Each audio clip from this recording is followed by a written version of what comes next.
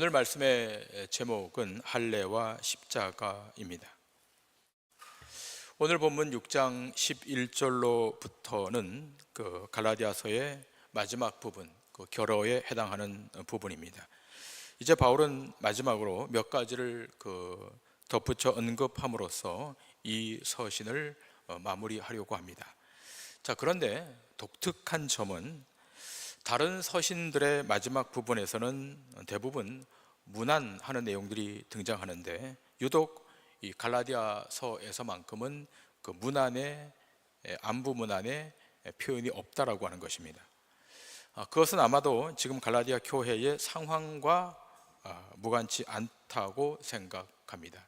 지금 갈라디아 교회 안에 상황이 위기적 상황이고 또 어떤 긴장감과 급박함이 흐르고 있기 때문에 바울은 염려와 또 애증을 가지고 이 서신을 끝맺고 있어서 이 결어 부분에 문안의 내용은 등장하지 않는 것으로 보여집니다. 그리고 그것을 간접적으로 확인할 수 있는 구절이 11절인데요. 자, 11절 말씀 다 같이 보시겠습니다. 내 손으로 너에게 이렇게 큰 글자로 쓴 것을 보라. 자, 지금 바울은 갈라디아 교회 성도들에게 이 서신을 마무리하면서 큰 글자로 쓴 것을 보라, 이렇게 직접적으로 이야기를 하고 있습니다. 바울의 어떤 서신에도 이렇게 직접적인 내용은 등장하고 있지 않은데 유독 갈라디아 교회를 향해서 내가 너에게 편지 쓴 내용 중에 큰 글자로 쓴 것을 보라, 이렇게 말하고 있습니다. 물론 이 큰 글자로 쓰라라고 하는 이유를 어떤 신학자들은 바울이 이제 나이가 들어서 눈에 문제가 생겼기 때문에 그랬다라고 하는 분들도 있고, 또 어떤 신학자들은 마지막 부분에 좀 강조할 부분이 있어서 그렇게 썼다라고 이렇게 말씀하는 분들도 있지만, 그러나 대부분의 신학자들은 이 내용을 가지고 지금 갈라디아 교회가 처해 있는 영적 현실의 어려움을 반영하면서 이 글을 썼다라고 이야기하고 있습니다. 저는 이 내용에 동의하고 있고, 지금 갈라디아 교회는 어떤 형태로든 지금 영적인 위기 상태, 또 목회의 위기 상태에 있었기 때문에 바울은 편지를 쓰면서 큰 글자로 기록된 것을 주목하라, 이렇게 말하고 있는 겁니다. 자, 우리가 데살로니가 교회에 쓴 편지, 바울의 편지를 보시면 데살로니가 교회를 향해서는 이렇게 바울이 말씀을 증거하고 있는데요. 데살로니가 후서 3장 17절에 거기도 자기의 서신에 대한 내용, 메시지에 대한 내용이 기록되어 있거든요. 데살로니가 후서 3장 17절, 나 바울은 친필로 문안하노니 이는 편지마다 표시로서 이렇게 써노라. 바울은 데살로니가 교회 편지할 때는 이 편지마다 표시로서 이렇게 썼다, 표식을 해놨다라고 하는 거죠. 강조할 부분이 있어서 표식을 해놨다라고 이제 이야기하고 있고, 갈라디아 교회를 향해서는 내가 큰 글씨로 너에게 쓴 것을, 그 부분을 주목해 보라라고 하는 겁니다. 자, 그러면 왜 바울이 굳이 큰 글씨로 쓴 것을 볼 것을 이렇게 권하고 있는가? 그것은 갈라디아 교회 안에 있었던 두 가지 문제 때문에 그렇습니다. 첫 번째는 갈라디아 교회 안에 문제를 야기시키고 있었던 거짓 선지자들 때문에 그랬던 거예요. 이 거짓 선지자, 거짓 교사들 때문에 갈라디아 교회 안에 어떤 일부의, 아주 소수의 일부의 사람들이 거짓 교사로, 또 어떤 사람들은 거짓 선지자로 행세했기 때문에 이 문제를 해결해야만 했기 때문이고, 또 하나는 신자가 추구해야 될 신앙의 본질적 목적이 뭔가를 설명하기 위해서 바울은 이 큰 글자로 썼다라고 말하고 있습니다. 우리가 여기서 좀 주목할 것은 첫 번째 내용, 그렇다면 도대체 거짓 교사들의 선동의 동기가 뭘까라고 하는 거죠.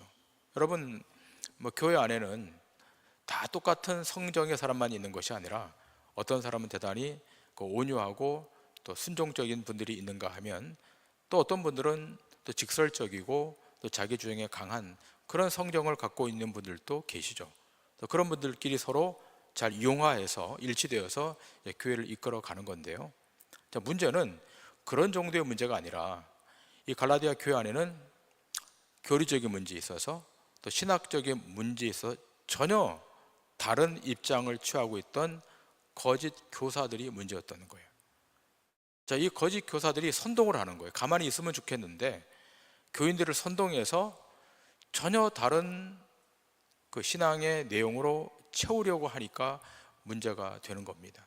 그렇다면 이 거짓 교사들의 그 선동의 동기가 뭔가? 두 가지인데요. 첫 번째는 유대 율법주의자들의 핍박으로부터 면제를 받기 위함이었고, 두 번째는 자기를 자랑하기 위함이었습니다. 조금 어려운 내용인데요, 제가 설명을 드릴 테니까 여러분 잘 기억하셨으면 좋겠습니다. 여러분, 이 갈라디아 교회 안에는 두 종류의 그룹이 주된 멤버로 형성되어 있었어요.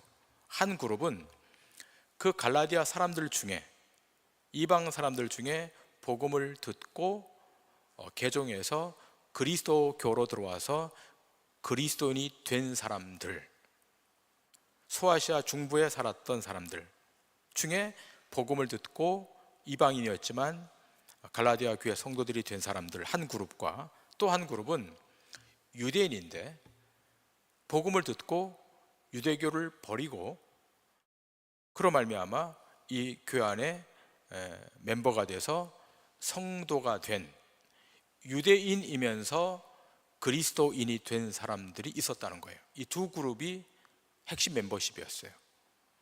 문제는 뭔가 하면 첫 번째 그룹은 문제가 없는데 두 번째 그룹, 유대인이었다가 복음을 듣고 그리스도인이 된 이분들 중에 문제가 발생을 한 거예요.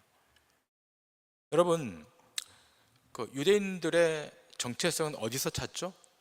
율법에서 찾죠. 율법과 유대인은 동전의 앞면과 뒷면이죠.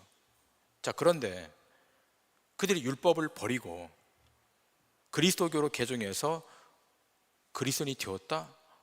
대단한 혁명적인 사건이거든요. 그런데 어쨌든 본인들은 율법을 버리고 복음을 듣고 그리스도인이 되었다 그래서 갈라디아 교회 성도의 멤버십이 되는 거예요. 자, 그런데 이분들 중에 일단의 소수가 여전히 율법을 버리지 못한 분들이 계셨다는 거예요. 그분들이 어떻게 하는가 하면, 너희가 하나님의 은혜로 구원을 받았지만 그럼에도 불구하고 율법을 따라 행해야 된다는 것을 선동하는 거예요. 그러면 여러분, 율법에 여러 가지 내용들이 있지만 율법의 가장 핵심되는 두 가지를 꼽으라 하면 하나는 안식일이고 하나는 할례예요. 율법이 수천 가지가 있지만 수백 가지가 있지만 다 제외시켜 놓고 가장 본질적인 거 두 가지를 뽑아내라 그러면 하나는 안식일을 지키는 것이고 하나는 할례를 행하는 거예요. 자, 그런데 이미 갈라디아 교회는 기독교회가 되었기 때문에 안식일은 없어진 거죠. 왜냐하면 주일을 지키는 거니까. 그러면 남아있는 게 뭐죠? 이들이 주장하는 것은 할례입니다. 그래서 오늘 할례가 등장하는 거예요. 이 거짓 교사들은 너희가 할례를 받아야 된다는 거예요. 할례를 받지 아니하면 구원에 이를 수 없다라고 하는 강력한 주장을 하는 거예요. 많은 숫자가 아니에요. 그 교회 안에 아주 적은 숫자인데 그건 대단히 강성이기 때문에 그들이 계속 주장을 하고 선동을 하니까 갈라디아 교회가 혼동스러워지는 거예요. 여러분, 어느 조직도 마찬가지죠. 어느 공동체도 마찬가지죠. 100명 중에 90명이 온순하고 온유하고 긍정적인 사람인데, 자, 그 중에 10명만 강성을 띠는 사람이 막 선동하게 되면 문제가 되는 거잖아요. 지금 갈라디아 교회 안에 이런 문제가 발생을 했습니다. 자, 이 문제를 모르면 몰랐지만 바울이 먼 곳에서 이 메시지를 들은 거죠. 이 갈라디아 교회는 알다시피 바울이 개척한 교회인데 교회가 복음 안에서 잘 성장해가고 아름답게 뿌리를 내려야 되는데 그렇지 못하고 이렇게 거짓 교사들 때문에 문제가 발생되게 되니까 바울이 편지를 쓰는 겁니다. 그러면서 내가 큰 글자로 기록된 이 내용을 너희들은 주의해서 보라. 그래서 바울은 5장 11절에, 갈라디아서 5장 11절에 이런 입장을 강력하게 견지합니다. 형제들아, 내가 지금까지 할례를 전한다면 어찌하여 지금까지 박해를 받으리요? 그리하였으면 십자가의 걸림돌이 제거되었으리니. 자, 바울이 말하죠. 내가 지금까지 복음과 할례를 병행해서 전했다면 내가 핍박받을 일이 뭐가 있겠냐? 내가 복음만 증거하고 할례는 버렸기 때문에 이렇게 핍박받는 거 아니냐? 그러면서 할례는 십자가에 뭐가 된다? 걸림돌이 된다는 거예요. 그러나 거짓 교사들은 반대로 해석하는 거예요. 십자가도 중요하지만 십자가로 가기 위해서 할례는 걸림돌이 아니라 디딤돌로 호도하는 거예요. 성도들이 볼 때는 그 말도 맞는 것 같거든요. 십자가만이 아니라 십자가를 가게 하는데 할례를 받으면 그것도 디딤돌이 되니까 괜찮지 않겠는가? 이렇게 일반 교인들이 생각하기 시작하면서 교회가 혼란에 빠진 거예요. 여러분, 이 문제는 1세기 교회만의 문제가 아니라 21세기의 교회도 동일하게 적용되는 문제입니다. 이 부분을 기독교회가 명확히 하지 않으면 언제든지 교회는 공격을 받게 되고 흔들려지게 돼요. 여러분, 교회 에클레시아라고 하는 이 공동체는 복음으로만 채워져서 복음으로만 하나님 앞으로 간다는 그 기치 아래 세워져 있는 세상과 구별된 영적 커뮤니티 에클레시아입니다. 세상에는 어떤 다른 방도로 구원에 도달할 수 있다라고 이야기할지 모르지만 성경은 오직 십자가로만 구원을 받는다, 십자가로만 그리스도 앞으로 간다는 것을 양보하지 않아요. 기독교 신앙은 다른 어떤 진리를 붙들고 그것도 좋으니까 그것까지 병행해서 합치시켜서 혼합시켜서 가도 그리스도 앞에 이룰 수 있고 영원한 생명 앞에 이룰 수 있다? 안 되는 거예요. 기독교 신앙의 핵심은 뭐죠? 구원이죠. 셀베이션, 구원 아닙니까? 구원은 제도나 이념이나 이데올로기로 되는 것이 아니에요. 구원은 오직 십자가에 못 박혀 달려 돌아가신 예수 그리스도, 그를 믿음으로 그 십자가로만 우린 구원에 이르는 겁니다. 그런데 이 유일무이한 이 절대적 진리를 훼손하는 일단의 거짓 교사들이 등장하니까 바울이 서신을 쓰지 않을 수 없었던 거예요. 그래서 내가 큰 글자로 쓴 것을 주의해서 봐라. 그러면서 이렇게 말하고 있죠. 12절 13절에 그 내용이 이 내용입니다. 무릇 육체의 모양을 내려하는 자들이 억지로 너희에게 할례를 받게 함은, 억지로 할례를 받게 한다는 거지. 그 사람들이, 그들이 그리스도의 십자가로 말미암아 박해를 면하려 함뿐이라. 할례를 받은 그들이라도 스스로 율법은 지키지 아니하고 너희에게 할례를 받게 하려 하는 것은 그들이 너희의 육체로 자랑하려 함이라. 자, 지금 이 거짓 교사들은 유대인이었다가 기독교인으로 개종이 됐죠. 그래서 그들은 형식적으로는 율법을 버렸다 그러는데, 여러분, 유대인이었다가 율법을 버리고 타종교로 개종하게 되면 그 유대인들은 가만히 있지 않아요. 엄청나게 공격해요. 여러분이 기독교 신앙을 갖고 있다가 기독교 신앙을 버렸다 그래서 다른 기독교인이 여러분 공격합니까? 공격 안 하잖아요. 그러나 유대교는 달라요. 내가 유대인인데 할례를 받았는데 율법을 지켜왔는데 어느 날 복음이 다가와서 그 복음을 받아들이고 율법을 버리고 나는 더 이상 유대교인이 아닙니다, 나는 이제부터 그리스도 교회의 신자입니다라고 고백하는 순간 나머지 유대인들이 가만히 있지 않는단 말이에요. 엄청나게 핍박을 하는 거예요. 여러분, 언젠가 그 다큐멘터리 중에서 그 회복이라고 하는 다큐멘터리 여러분 보신 적이 있을 겁니다. 우리 교회에서도 한번 방영을 했던 적이 있는데요. 그 내용이 뭔가 하면 이스라엘의 유대인들 가운데 유대교를 버리고 그리스도교로 개종해서 예수님을 메시아로 섬기면서 예배를 드리는데 끊임없이 같은 동족인 유대인들이 개종한 기독교인들을 괴롭히는 내용으로 구성되어 있는 다큐멘터리예요. 그 핍박은 말할 수 없어요. 취업도 안 돼요. 공동체에서 쫓겨나요. 살지도 못해요. 유대인들이 괴롭혀가지고. 자, 21세기에 그렇다 그러면 여러분 1세기는 말할 나위가 없지 않겠습니까? 자, 그런데 그렇게 율법을 버렸다고 해서 갈라디아 교회 안으로 들어왔는데 이 거짓 교사들이 생각을 하는 거예요. 현실적인 문제 앞에 직면한 거예요. 내가 이러다가 우리 동족들에게 핍박받고 박해받아서 살지 못하겠다. 그러니 다시 유대교로 돌아갈 수는 없고 갈라디아 교회 안에서 할례를 받아야 구원에 이른다라고는 이 사상들을 전파하면서 반대급부로 내가 내 동족들로부터 받는 그 핍박을 좀 면하려고 하는 측면에서 이렇게 하고 있다는 것을 바울이 쓰고 있는 거예요. 네, 여러분, 신앙을 지키는 거는 어려움이 있는 거고 고난이 있는 거고 핍박이 있는 거예요.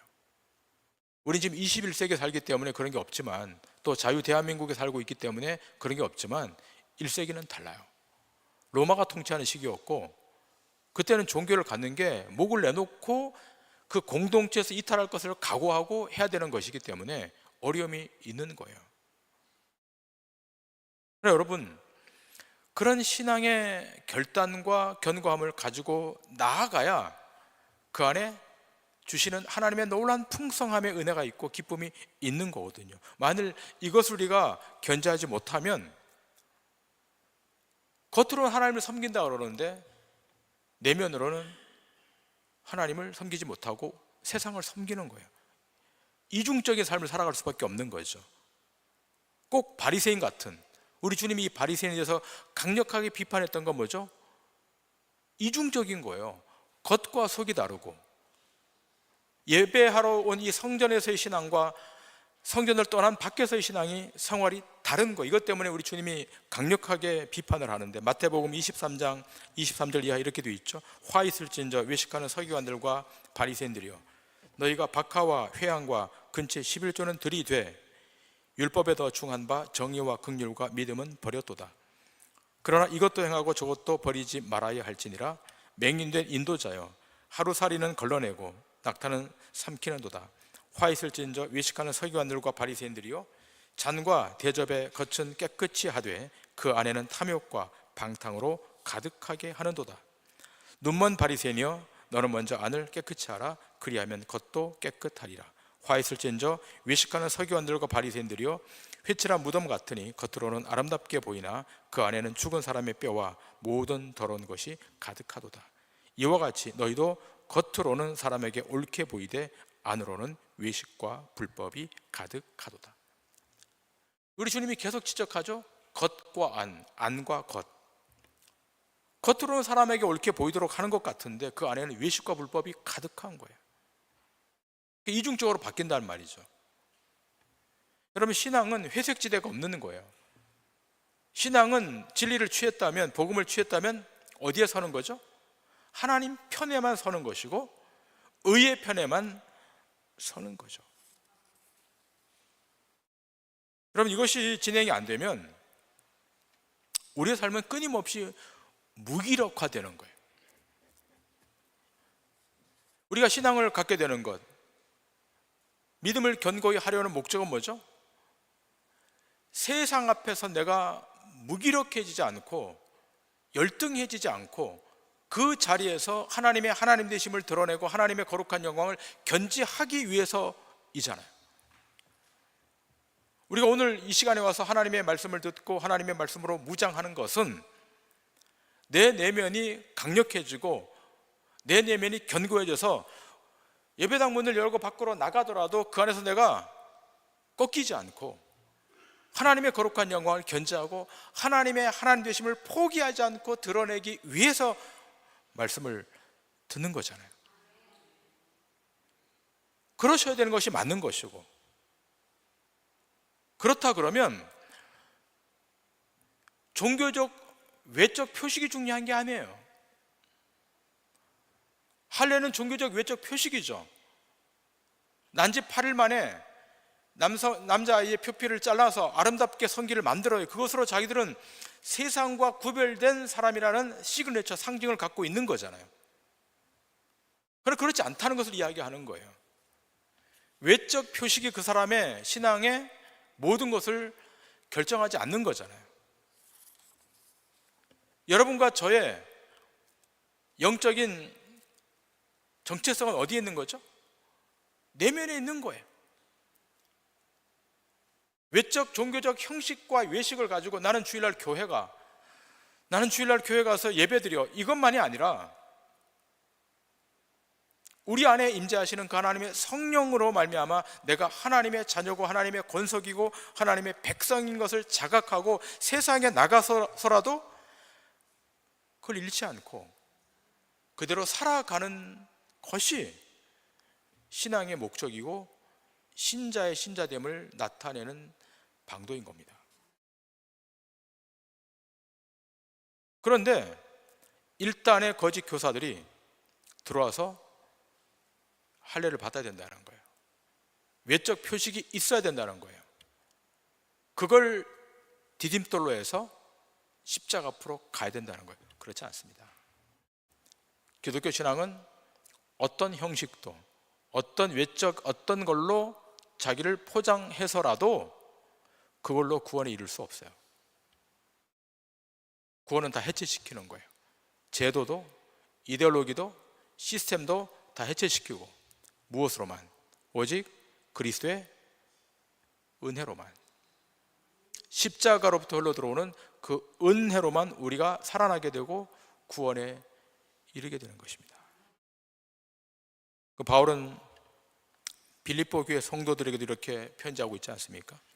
빌립보 3장 4절 이하의 말씀. 그러나 나도 육체를 신뢰할 만하며 만일 누구든지 다른 이가 육체를 신뢰할 것이 있는 줄로 생각하면 나는 더욱 그러하리니 나는 8일 만에 할례를 받고 이스라엘 족속이요 베냐민 지파요 히브리인 중에 히브리인이요 율법으로는 바리새인이요 열심으로는 교회를 박해하고 율법의 의로는 흠이 없는 자라. 그러나 무엇이든지 내게 유익하던 것을 내가 그리스도를 위하여 다 해로 여길 뿐더러 또한 모든 것을 해로 여김은 내 주 그리스도 예수를 아는 지식이 가장 고상하기 때문이라. 내가 그를 위하여 모든 것을 잃어버리고 배설물로 여김은 그리스도를 얻고 그 안에서 발견되려 함이니 내가 가진 의는 율법에서 나는 것이 아니요 오직 그리스도를 믿음으로 말미암은 것이니 곧 믿음으로 하나님께로부터 난 의라. 바울이 지금 정리하고 있지 않습니까? 너희가 율법을 지키는 그 행위의 의로가 아니라 안식일을 지키고 할례를 받고 그런 율법의 행위를 통해서 확보되는 의가 아니라 바울이 말하고 있지 않습니까? 오직 그리스도를 믿음으로 말미암은 것이니 곧 믿음으로 하나님께로부터 난 의라. 하나님께로부터 난 의. 다시 풀어서 해석하면 하나님이 보내신 독생자 외아들 예수 그리스도 그를 믿는 그 믿음으로부터 주어지는 의. 우리에게 이 의라고 하는 것은 생명과 연결되어 있기 때문에 그런 거예요. 여러분과 제가 그리스도의 의, 하나님의 의로 덮여졌기 때문에 영원한 생명 앞으로 가는 거잖아요. 근데 그 의가 율법을 지켰기 때문인가요? 할례를 받았기 때문인가요? 안식일을 지켰기 때문인가요? 아니라는 거죠. 하나님으로부터 난 의, 그 의는 은혜가 핵심이잖아요. 하나님의 의의 본체는 뭐죠? 은혜입니다. 하나님의 선택된 그 백성에게 하나님의 의가 도달했다고 하는 것은 하나님의 전폭적인 은혜가 그를 덮었다는 것을 의미하는 거예요. 여러분과 제가 하나님의 의를 취한 백성인데 우리가 조건이 맞아서 하나님의 의를 받은 겁니까? 아니지 않습니까? 하나님의 의가 그냥 전격적으로 임한 거예요. 그래서 여러분의 모든 죄를 다 대속해 버린 거잖아요. 근데 일단에 거짓 교사들이 들어와서 안 된다는 거잖아요. 할례를 받으라는 거잖아요. 안 된다는 겁니다. 그걸로 되는 것이 아니라 오직 그리스도의 은혜로 십자가의 긍휼과 자비로만 된다는 것을 의미합니다. 바울은 오늘 본문 14절에 이렇게 말하고 있죠. 그러나 내게는 우리 주 예수 그리스도의 십자가 외에 결코 자랑할 것이 없으니 그리스도 말미암아 세상이 나를 대하여 십자가에 못 박히고 내가 또한 세상을 대하여 그러하니라. 바울이 고백하고 있죠. 예수 그리스도의 십자가 외에 십자가만이 유일무이하다는 거죠. 왜죠? 바울처럼 율법을 잘 지킨 사람이 어디 있어요? 바울처럼 율법의 탑에 올라간 사람이 누가 있어요? 베냐민 지파였고 가말리엘 학파의 수장이었고 뭐 율법의 의로 말하면 흠없는 사람이었음에도 불구하고 다 배설물어 집어 던지고 십자가 앞에 엎드리잖아요. 왜죠? 그걸로 안 되는 것을 알기 때문에. 십자가 외에 다른 구원의 길은 없는 거예요. 다른 구원의 방도 우리에게 제시되지 않은 거예요. 그래서 결단코 자랑할 것이 없다라고 이야기하는 거예요. 그래서 자기 자신은 죄에 대하여, 율법에 대하여, 옛사람에 대하여 다 십자가에 못 박혔고 또 동시에 세상이 자기를 향해 십자가에 자기를 못 박았다는 거예요. 못 박혔다고 하는 것은 존재가 없어졌다는 거잖아요. 그럼 누구만 남아있는 거죠? 구원받은 자들은 그 안에 그리스도만 남아있는 거잖아요. 여러분, 이 지점으로 가야 되는데 끊임없이 우리는 우리의 공로나 표식이나 어떤 종교적 시그니처를 원하는 거예요. 뭐 어떤 사람들은 뭐 목에다가 십자가 걸고 어떤 사람들은 거룩하게 옷을 입고 그걸로 되는 게 아니죠. 우리 모든 그리스도 안에서 새로운 피조물이 되었습니다. 고린도후서 5장 17절에 바울은 말하죠. 그런즉 누구든지 그리스도 안에 있으면 새로운 피조물이라. 이전 것은 지나갔으니 보라 새 것이 되었도다. 새로운 피조물이 되기 전의 존재와 새로운 피조물이 된 이후의 존재는 완전히 다르죠. 바울은 새로운 피조물이 되기 전의 존재를 율법주의적 인간이라 정의하고 있고 새로운 피조물이 된 이후의 인간을 은혜 아래에 있는 인간이라고 표현하고 있어요. 여러분과 저는 어느 아래에 있는 인간인가 하면 하나님의 은총, 은혜 아래에 있는 인간이에요. 우린 다 과거의 율법주의 아래 자기 의에 묻혀 있었다는 거예요. 그러나 지금은 달라졌어요. 결국 우리의 삶을 다시 복원시키고 우리의 삶을 다시 회복시키고 우리의 삶을 다시 소성케 하는 유일한 방도는 십자가로부터 폭포수와 같은 은혜, 강물 같은 은혜가 우리 가운데 쏟아져야 돼요. 여러분, 이 은혜가 여러분의 가정에 임하고 오늘 우리 동도주왕교회 공동체에 임하고 또 사랑하는 이 조국 대한민국 안에 임하기를 원합니다. 하나님의 은혜가 임해야 돼요. 은혜가 없으면 끊임없이 정죄해요. 은혜가 고갈되면 끊임없이 비교해요. 은혜 없으면 우리 삶은 끊임없이 가난해져요. 바라기는 율법을 지켜서가 아니라 할례를 받아서가 아니라 그리스도로부터 오는 그 은혜로 우리 삶이 새로워지고 단단해지고 견고해짐으로 세상을 정복하는 믿음의 권속들 다 되시기를 주님의 이름으로 간절히 축원합니다.